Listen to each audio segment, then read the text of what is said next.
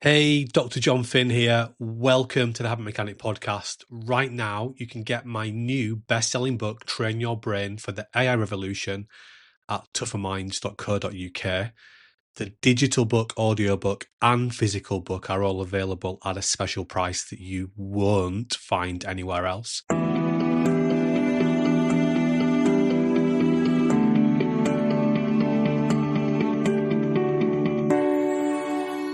This is the Tougher Minds podcast.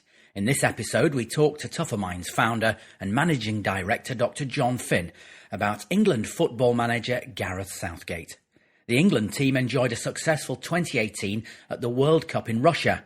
And for leaders and managers in business and education, Jon believes there are valuable lessons to be learnt from the Three Lions campaign. I think we can learn from Gareth Southgate that you can learn to become a better leader. Often we hear the language of he is a born leader, he's a natural leader, or she's a natural leader, she's a born leader. Science is telling us that isn't the case. You learn how to get good at things, and all the time when we dig into it, we hear very successful leaders talking about how they've learned to become better. And Gareth Southgate is learning to become a better leader.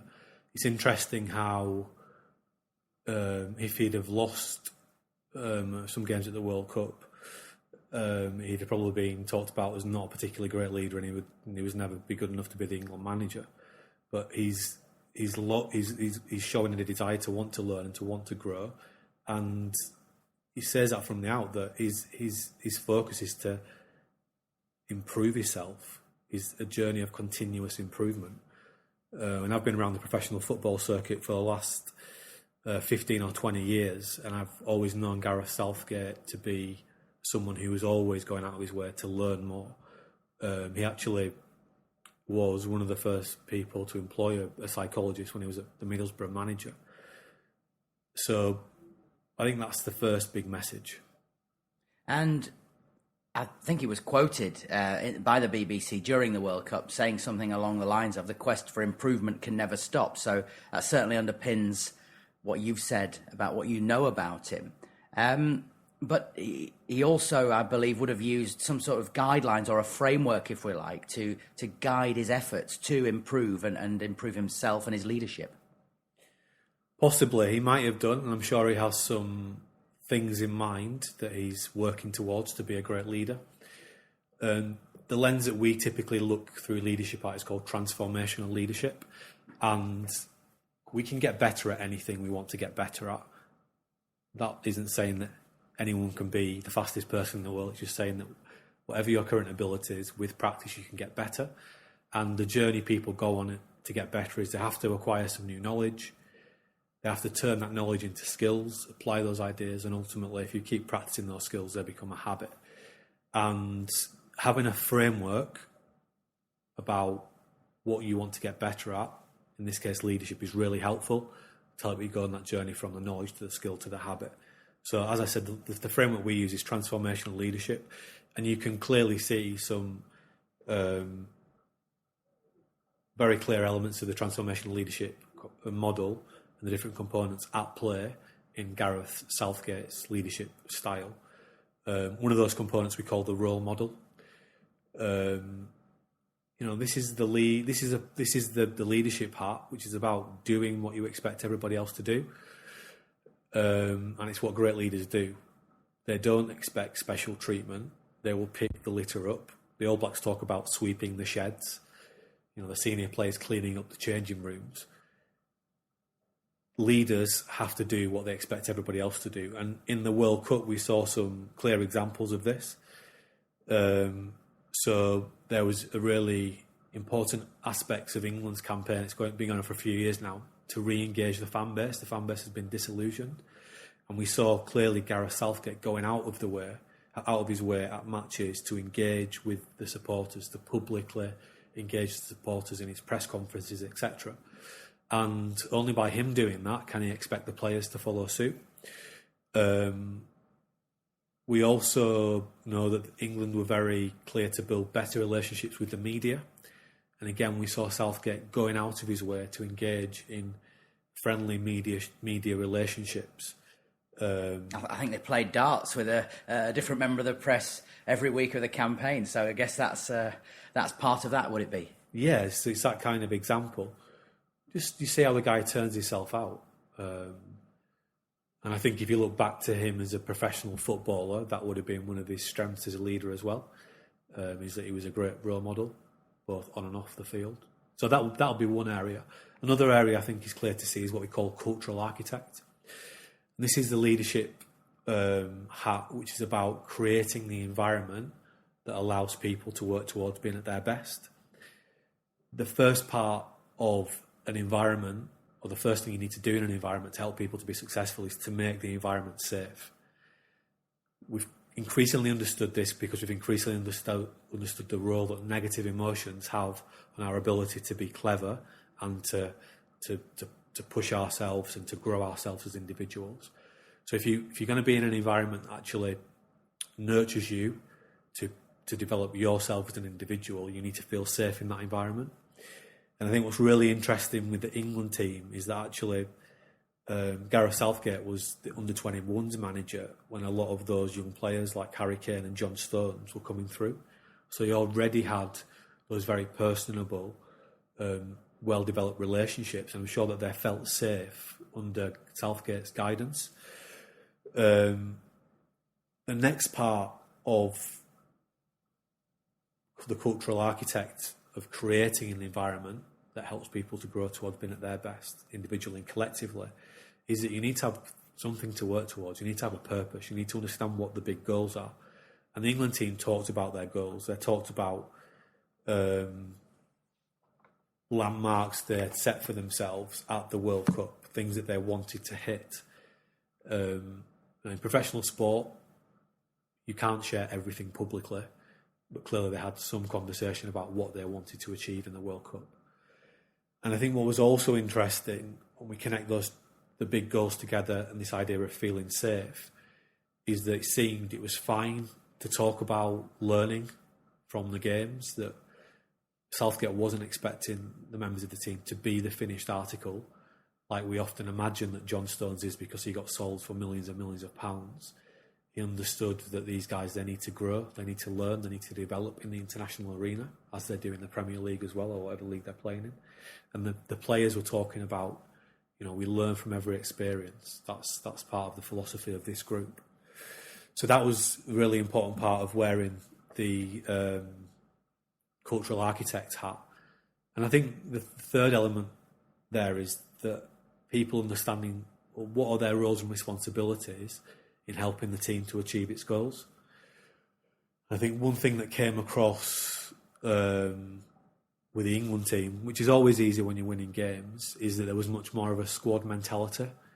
Players weren't sulking if they weren't in the starting 11. Players were coming on, more often than not making an impact to change the course of games. We saw that a lot with Clive Woodward when he had that really successful spell as the England Rugby Union manager, which led to winning the World Cup, where it was about the 22 or however many people were in the squad, and where people were left out of the squad because they weren't fitting into that mentality. Woodward called those guys the energy sappers, and Austin Healey was famously left out of the squad because he wasn't fitting in. So you could see how Southgate has created that cultural architect environment. And the power of having a model like transformational leadership model is that, I've worked with some people who are labelled to be world-class managers, and part of the testimony that they are actually world-class managers, they admit that they're not the best at all these different transformational leadership areas, and they're always prepared to grow and to develop. This is in both sport and business and education, is that right? Yes.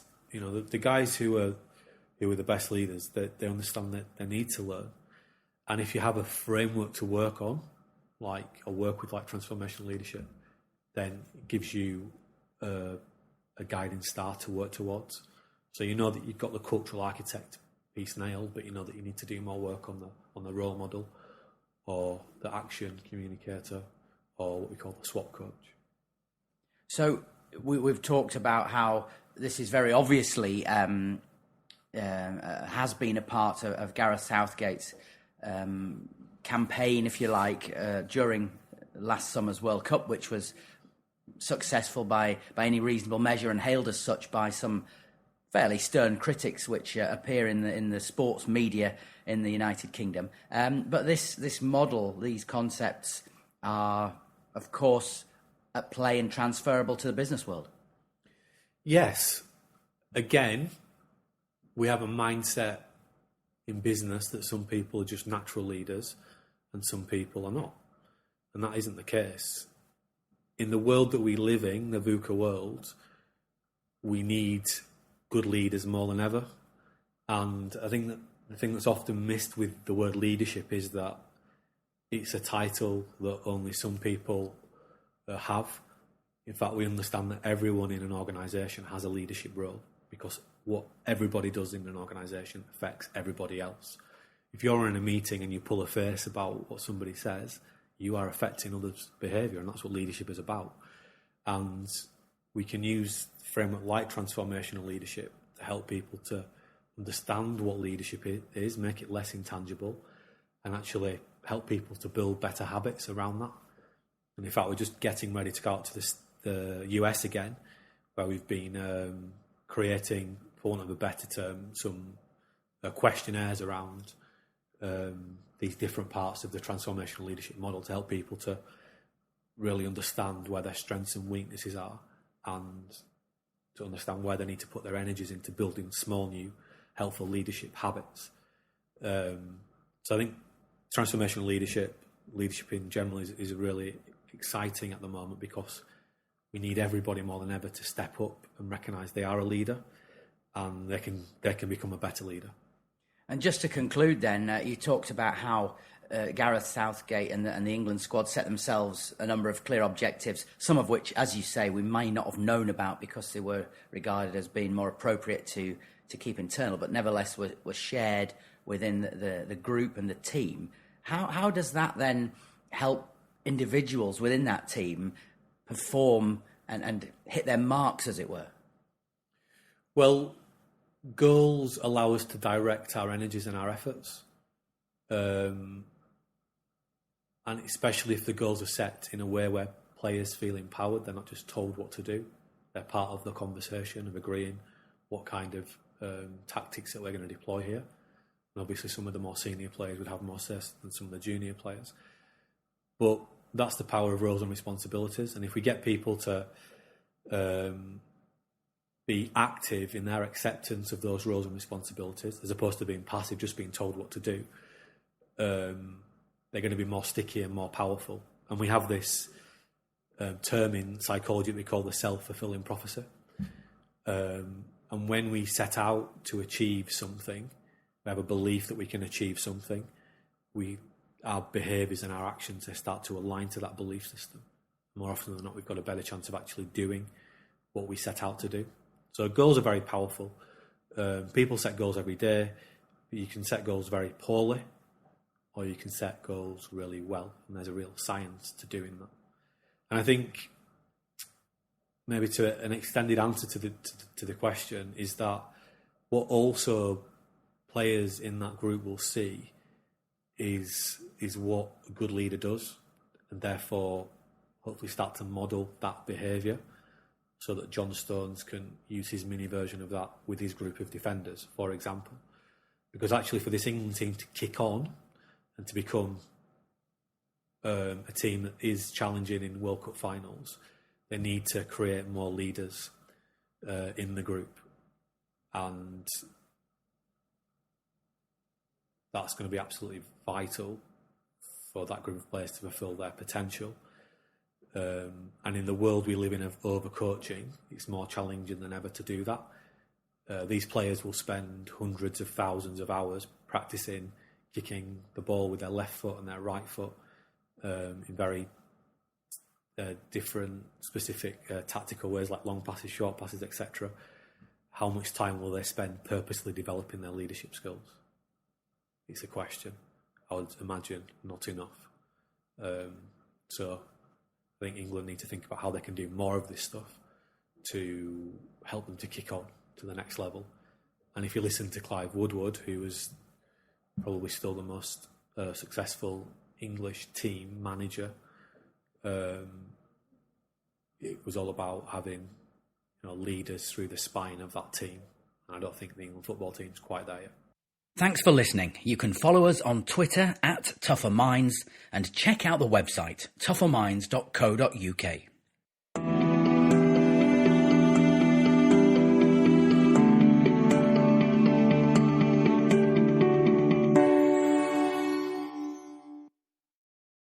Thanks for listening to the Habit Mechanic podcast. If you liked it, please subscribe and tell someone else about one of the ideas or insights that you found most interesting.